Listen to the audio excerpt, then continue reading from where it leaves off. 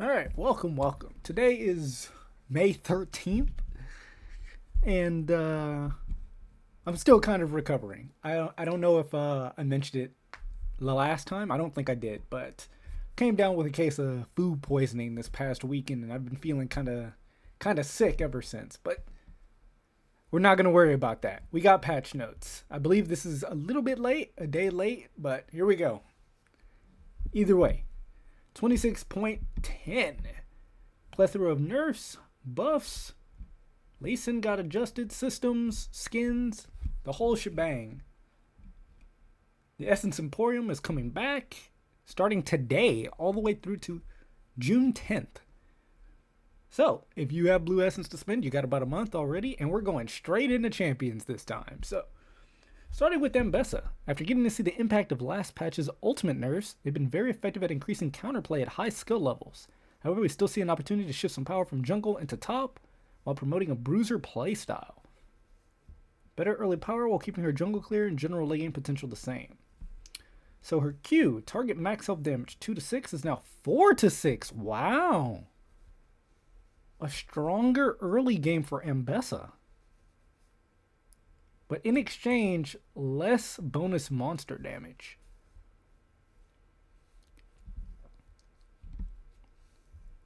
Public execution, healing percentage, 10 to 15 is now 15 to 20. Healing effectiveness versus monsters, 25%. This is very interesting to me. Because Ambessa is one of those champions that I feel like is a lot like Zed or Talon, where their early game is not that great, and they prefer a more assassin-like playstyle. But you could kind of circumvent their weakness by just playing them in the jungle, because they had a decent clear speed, and by the time they did interact with enemy champions, they did it on their own terms, so they could like coast all the way to their point of huge power spikes. So this is very interesting to me. Her having a stronger early game and more healing from her ultimate is definitely going to make her kind of valuable top lane. But remember, this is in response to the change she got last patch, where they adjusted her ultimate to make it easier for you to outplay it by changing the timing connected to it. So I like this. If you're an Ambessa top player, these are some great changes. You're probably very happy with this. If you're an Ambessa jungle player, it kind of stinks. I think she'll probably still be fine in the jungle, obviously. Slightly slower clear speed. I mean, it's probably not even slight, but a slower clear speed. It hurts her early game jungling pretty bad, but it helps her early game scrapping immensely. So we'll see. Like they said, it's to promote a bruiser playstyle. Nivea. The Iceberg has been strong for quite some time, icing out opponents in top, mid, and support without much build or playstyle differentiation. I hate fighting this thing top lane, by the way. There are so many champs that just like, you can't do anything. Which is pretty par of the course for range top anyway, but it's something specifically annoying about a Nivea. Because it's like you can never even touch her, really. So, base armor decreased, armor growth decreased. So this is just to make a Nivea squishier. She'll be easier to kill when you do get to her. I don't know that this will stop a Nivea from being a Nivea, but I can definitely see, like if she's in lane against like an AD assassin, for example, it's easier to kill her. If she's top lane against a bruiser, it's easier for the bruiser to punish her when she makes mistakes. And obviously bot lane, where I've seen a lot of support Niveas not even build damage. They just build like utility and they're just annoying with the wall and everything. So, easier to kill. Makes sense. Ashe. So one of our premier utility ADCs, Ashe is pumping out a bit too much damage. Minor nerf to her Q damage, so she can't have the best of both worlds. So 110 to 140 is now 110 to 130, minus 10% AD ratio on her Q. You know what the funny thing about this is? Ashe has always been in a really weird spot where her Q has always been like her more higher skilled build, right? Because if you're able to micro really, really well, especially with attack move, and she can pump out all of those bonus attacks, that's really where the skill in Ashe comes from. Because her other two popular builds are like lethality, where she's just spamming volley, and AP, where she's shooting an arrow every 20 seconds, you know? Anyway, I don't think it's a bad change, but I think it's kind of funny that the actual most difficult and least often played version of Ash is the version that's getting nerfed. Because I can tell you one thing for sure: in Diamond, I rarely see Ashes actually build correctly. Like half the time, they're just going for the cheese build. They don't even care. Anyway, Galio. Favorite Demacian Colossus has been quite sad between the removal of Phase Rush and the mid-roll quest adjustments. Flipping the script and helping him deliver justice by reducing some of his mana costs and tuning up the reward for a well-aimed Justice Punch. His ultimate is also lacking a bit of oomph in the damage department.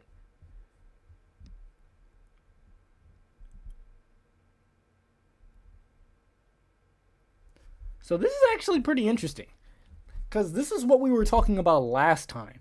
Some champions that like Phase Rush are going to be upset with Storm Raiders because it's damage over combination. With Galio, Phase Rush made sense because it's a combo of abilities, right? If you land his W, which it's not hard, if you can get in melee range, you're landing the W, which means you're landing E, you're landing Q. If you can land your E, you're landing everything, right? So he was one of those champions that really loved to have a combination of abilities for proccing Phase Rush over damage, because Galio's not really high damage, right? He's basically a tank, effectively.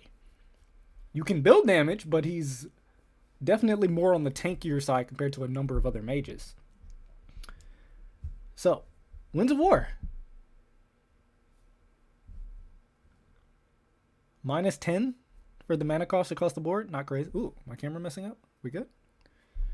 So, 10 less mana. It's good for him lane phase, at least, to help him clear the minion wave more effectively without running out of mana too soon, because he's not really a champ that likes to build mana. At worst, you're building a Rod of Ages, but generally Galio never builds mana.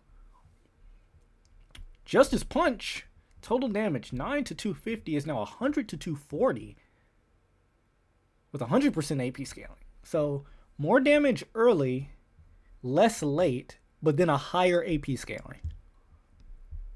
Hero's Entrance. New total damage. Now scales 100% bonus magic resist. That's pretty good. That definitely goes back to the fantasy of being the MR champion, right? The MR Malphite. Especially since this champion loves to build first item of Hollow Radiance. Alright, not bad. I don't know that this will make up for the loss of Phase Rush, though. Again, Galio's not a super high damaging champion. So we'll see. Because I feel like if you're going to go for a more damage-oriented build anyway, you're probably more likely to go Electrocute. And in general, you're probably going Aftershock on this champion more often than not now. Lee Sin. Over time, Lee Sin has watched his other champs surpass him in both flair and mobility. We're looking to give him more opportunities to use tools that allow him to fly around the map while make sure his high moments truly feel like such at all moments in the game. Sorry, I had a little bit of a brain lag there. Because I was just thinking, Lee Sin is one of the oldest champs in the game, and he's still one of the biggest skill gap champions, if that makes sense. He's still the champ people think of when they think, I'm the better player, right? Like, he try-hards and he has all these cool combos and high-skilled tech, even though he's one of the oldest champs in the game. So it's kind of crazy that they finally feel like, okay, you know what, maybe we need to make some adjustments here. So W, Safeguard. Shield, 70 to 250 plus 80 is now 60 to 240 plus 80. So -10 on his shield. Flat cooldown, 12 seconds when used on non-champions and 6 when using champions. 7 seconds at all points. Wow. So that's interesting. Because the Safeguard had half cooldown when you used it to jump to another champion. Now it's just 7 at all seconds. So it's a huge buff to the ability overall. -1 second though when used on champs. New shield on non-champs. Lee Sin gets his shield when jumping to a minion or a ward. Holy crap, that is huge. That is insane for Lee Sin's survivability. He used to have to only W himself, right? Which means he doesn't get the dash, but he still got the shield. Now he gets the shield no matter what.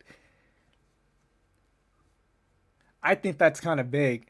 Honestly, that's kind of big. I'm wondering how much this is going to affect top lane Lee Sin. Because getting the safeguard more consistently, obviously, because it's 5 less seconds even when you're alone, and you get the shield now with the dash even when alone. I don't know. Top Lee might be having some fun. Tempest. Magic damage, 35 to 135 plus 100%, 35 to 135 plus 90. So they actually cut the AD scaling a little bit on his E. I wonder if that's a preemptive nerf, knowing where I was going with this W change. Dragon's Rage, unconditional collateral. A champion's body will continue to fly, knock up, and do damage even if killed mid-flight. Does this work even if the R itself kills? Because it says mid-flight. But if I kill someone with the R, will the body fly anyway? Like Dr. Mundo's E. Very interesting. So this is a big quality of life change here for Lee. They nerfed the E. I'm pretty sure this is a preemptive nerf given where we're going with these W changes. As a top laner, I see changes to Lee Sin's W and I get scared right away. Because his W is going to be up way more often now. And he always gets the shield. So I would not be shocked to see lane Lee Sin become popular again. Just off of that. Neferi. Neferi has been top dog for a while now in both mid and junk. We're looking to take some of her power by reducing her damage output a bit. I mean, it's to be expected. Her ult is a point and click. Right? She's a champion with a point and click and an untargetable in the same kit. I mean, it's predetermined that she's going to be annoying when she's strong. Because there's not really any counterplay. So Q, Darkened Daggers. Minimum bonus physical damage, 30 to 90 plus 40% bonus is now 30 through 80 plus 40%. So minus 10 when you max it for the minimum damage. Maximum 60 to 180 is now 60 to 160. So minus 20. So a little bit of flat damage taken away from her Q. Our Hound's Pursuit. This is the real problem here. I mean, honestly, her ult on its own, I'm more shocked that they don't change the untargetability. Because all of this is annoying, but it becomes like nearly unbearable when it's like she has an untargetability on top of it.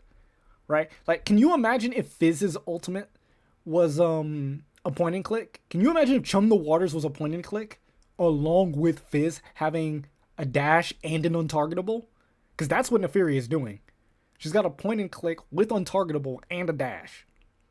And a built-in heal.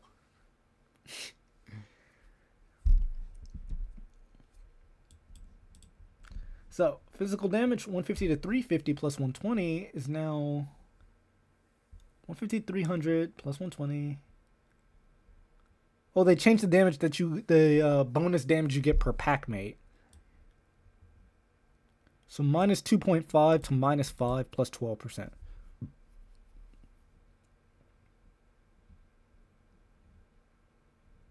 How many dogs can she have max? It's like 5, right? So 5 times 2.5, something like that. So it's like 5, 10, maybe minus 15 damage. I don't know. These changes almost feel placebo. I guess it helps early on, but it doesn't stop this champion from overkilling you by 3,000 damage later on. Like I said, the issue with Neferi isn't even really the damage she does. It's the fact that you can't outplay it. Right? Point and click ult plus untargetable plus dash. So you can't get away from her. You can't avoid the damage unless you have some sort of untargetable yourself. And then you can't even punish her. Because her pack mates block skill shots, for example, if she positions well. And the untargetability stops you from trying to get any amount of guaranteed damage onto her. So it's just like a very unfun playstyle where it feels like she plays single player, basically, when she catches you. There's nothing you can do. At least if you're against something like a Zed, like Zed's ult's point and click, but Zed still has to, like land his Q, for example. And he has to outplay you by moving around with the shadows and everything. So even when Zed's overkilling you by 1 billion, you still feel like, okay, well, he's not playing badly.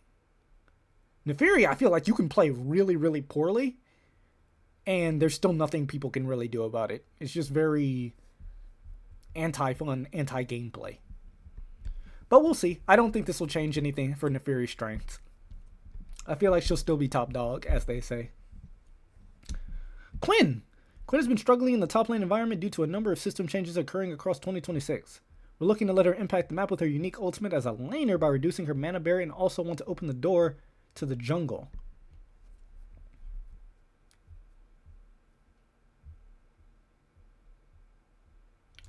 And see if she can validly compare upon the latest new jungle we introduced, Fizz. Oh, I was just talking about Fizz. So, Fizz jungle changes, maybe? No? Okay. I don't know, bro. I feel like when bonus monster damage on her passive, okay. Bonus monster damage on her Q, 50% increased damage to monsters. Mana cost on her ult reduced. It's halved at all levels. I don't know. I feel like Quinn top is just... Obviously, I hate it because I'm a top laner. I hate all range top by default. But I feel like at this point, they should be making... I'm not against the idea of there being a marksman who's balanced around her solo lane gameplay, right? Like if you have Akshan. I mean, Akshan's really toxic too, and no one really likes him aside from the people who play him. But I feel like at this point, you should be trying to pull Quinn back to being a bot laner at this point. Right? As much as everyone hates Akshan, you really, really feel his impact. I feel like Quinn's just a cheese pick. Right? You cheese the enemy top laner, and then you abuse the mobility from her ult to cheese other people around the map. I don't know. She's just a very, very cheesy playstyle, all things considered. But we'll see. If she ends up becoming a popular jungler off of the back of this, then I think that'll be fine. Her ultimate makes her very, very scary when it comes to pressure from ganking. And it's not even like Kindred, where Kindred can have her ultimate to change the way that a scrap might go. Quinn is like full send it, high speed. The champ builds a lot of lethality as well. We'll see. I'm not against the idea of Quinn jungle. Shyvana. With the introduction of the most recent Shyvana changes, players have been finding success building more health and ability haste. As such, we're looking to bring a bit of her innate defensive capabilities down to make Taeyeon's Dragon a bit more reasonable. The weird thing about Shyvana, in my mind, is the fact that this champion apparently gets like 1,000 gold worth of stats after 35 minutes. Right? Like her passive is just like not good at all. But I'm starting to see why. I wonder if it wouldn't have been smarter to bring down her base stats in exchange for more scaling. To make her feel more inevitable.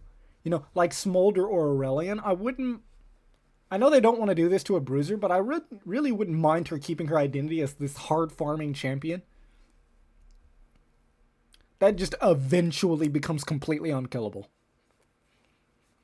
Maybe. I don't know, because I feel like right now her passive and the bonus armor and MR doesn't mean a whole lot. But then again, maybe that would be an unhealthy playstyle as well, simply because like a Shyvana who farms well early will just be ahead in stats permanently, so I don't know. I would like for her to have a breakpoint, kind of like Smolder. Inferno Aegis. So she has 5 less health per level, right? Not a whole lot. That's 50 health every 10 levels. So as a top laner, to me, that's minus 100 health. It's substantial, especially early on. You know, like your level 4, level 5, that minus 20 HP could be the difference between life and death because that's a full tick of damage. For no ages 13 to 9 is now 13 to 10, so plus 1 second when maxed. 75 to 155 plus 12 is now 60 to 140, still plus 12. So minus 15 on the shield as well to go with the missing HP. Wukong across roles. Wukong has been struggling to find success as of late. I mean, he was pretty meta as a jungler last season. Powering his trickster playstyle to reward clever and creative uses of his clones. Clone damage 30 to 50 is now 40 to 60. And it lasts a full 4 seconds now. Alright, better clone. Not bad. Nimbus Strike, bonus attack speed, 35 to 55 is now 40 through 60. Okay, be careful with the attack speed. Jungle Wukong definitely really likes this change to E. Sorry, I keep coughing. Like I said, I'm feeling kind of under the weather. They say across roles, but I don't even remember the last time I faced a Wukong top.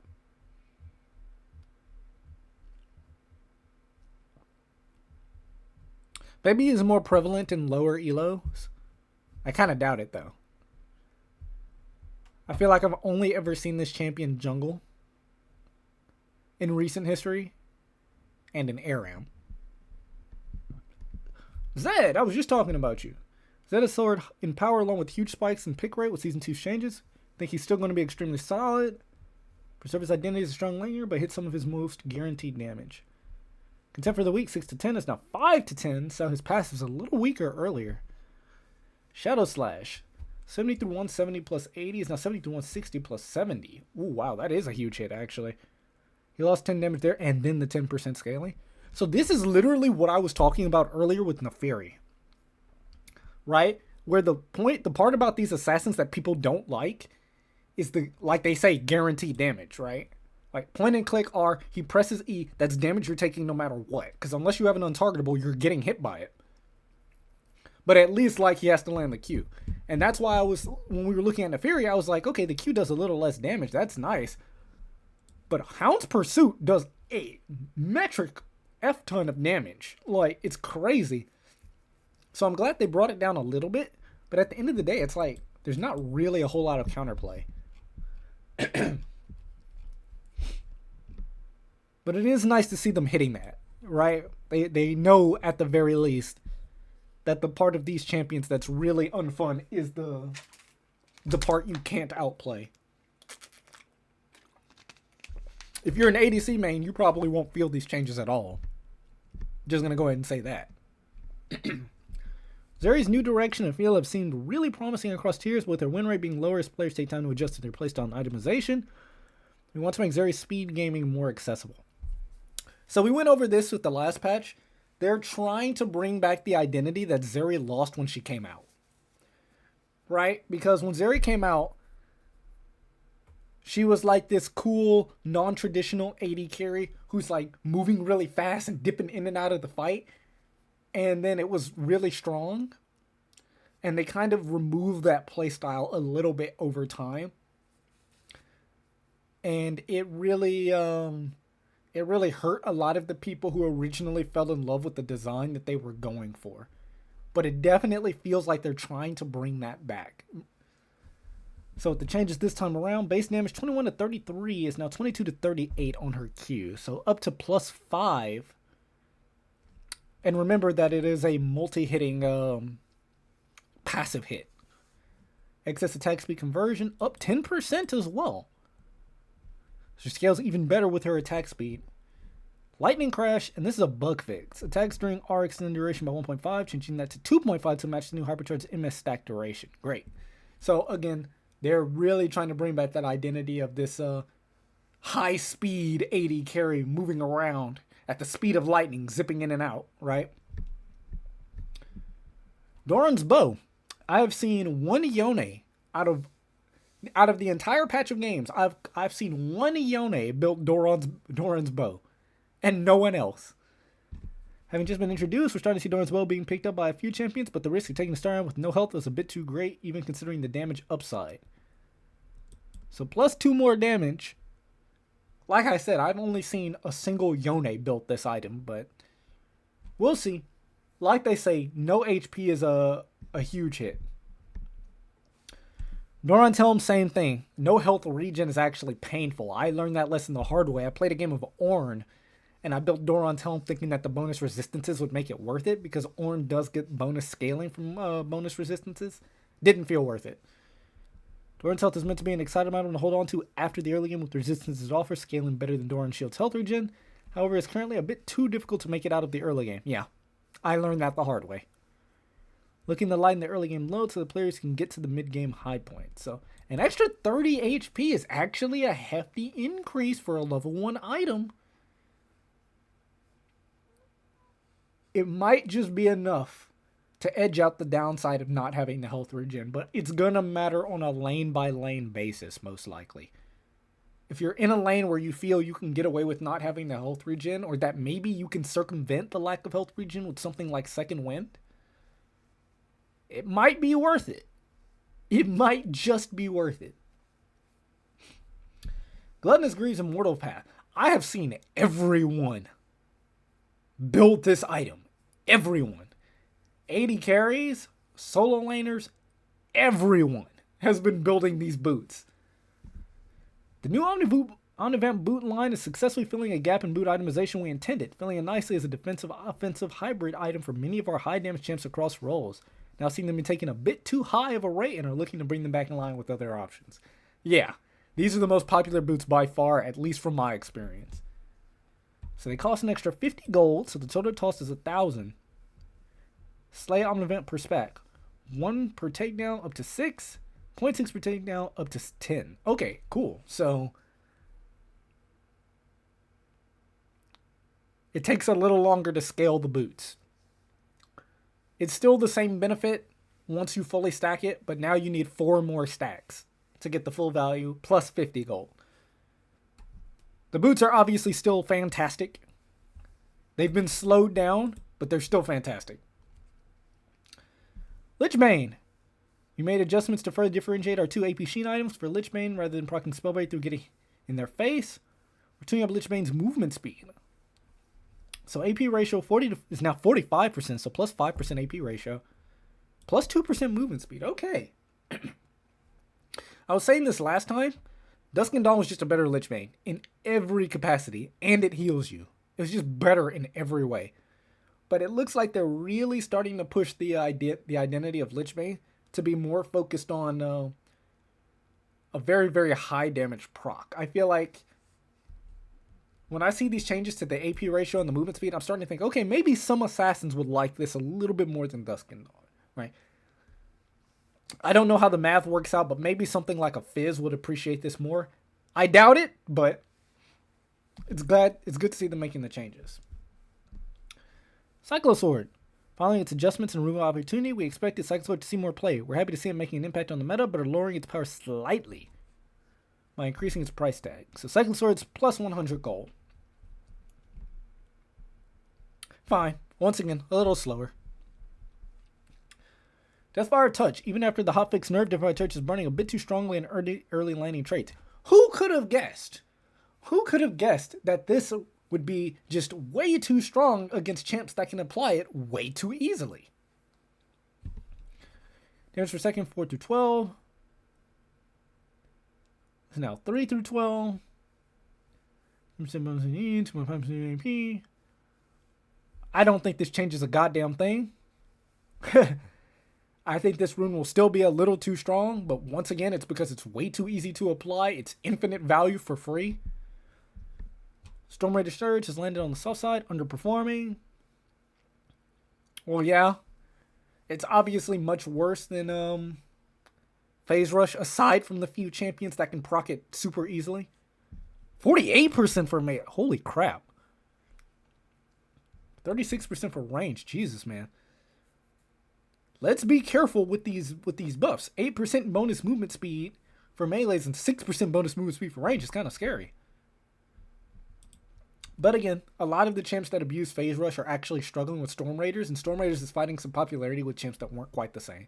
So we'll see.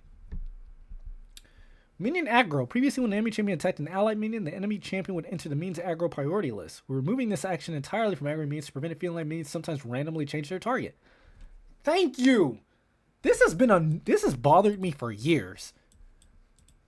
Sometimes a minion will just, for some reason, go way out of their way for a new target. So hopefully this helps stop that. That is a huge change on its own. Disruptive game termination. Players confirmed to be engaged in severely disruptive player during the match. Your team will be prompted to vote to end the match. The disruptive player in pre-bait will not be eligible to vote. If a match termination vote passes, the team with the disruptive player will not lose any LP. The other team will still receive LP. Disruptive player gets banned. If a match termination vote fails, the game will continue. The team with the confirmed disruptive player cannot lose LP, but has the opportunity to win LP if they can claim victory. Ooh!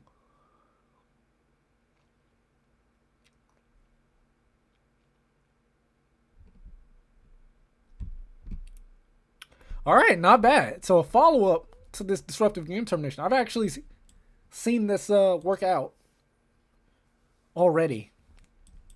Right, where an enemy team surrendered because they felt like their support was trolling them, like a rel. She was like trolling them because she was angry about something or other, and they surrendered without her, and then she got punished. So cool to see a nice little follow-up to this. Player behavior. We made a larger update to our text detection models to more accurately detect disruptive or inappropriate text across all languages with fewer false positives. Uh-oh. Let's be careful. No more telling people to Talon R off a roof. Or sorry, Talon E. Alright. Once again, some changes to Arena. I have not played the new Arena yet because we've been trying to get the boys back together that I wanted to make a video on. It hasn't happened yet. I still want to go into Arena blind. So we're going to skip past Arena and ARAM this time around. And finally, our upcoming skins. Rain Shepherd Ivern and Project Quinn. Right? So Quinn got some nice big changes today to help her better as a jungler with a new skin. Right. So that'll be our patch notes. I do know as well that they got some cool new legendaries on the way here. We're going to save it for when the patch actually comes out, and then we'll take a look.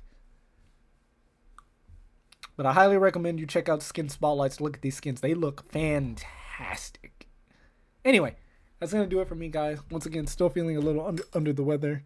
And even then, I'm not going to be able to rest because I actually have somewhere to be today. So I'm going to go. I hope y'all enjoy the rest of your day. And I will catch y'all real soon. Peace. Sorry, that was the wrong one. Peace.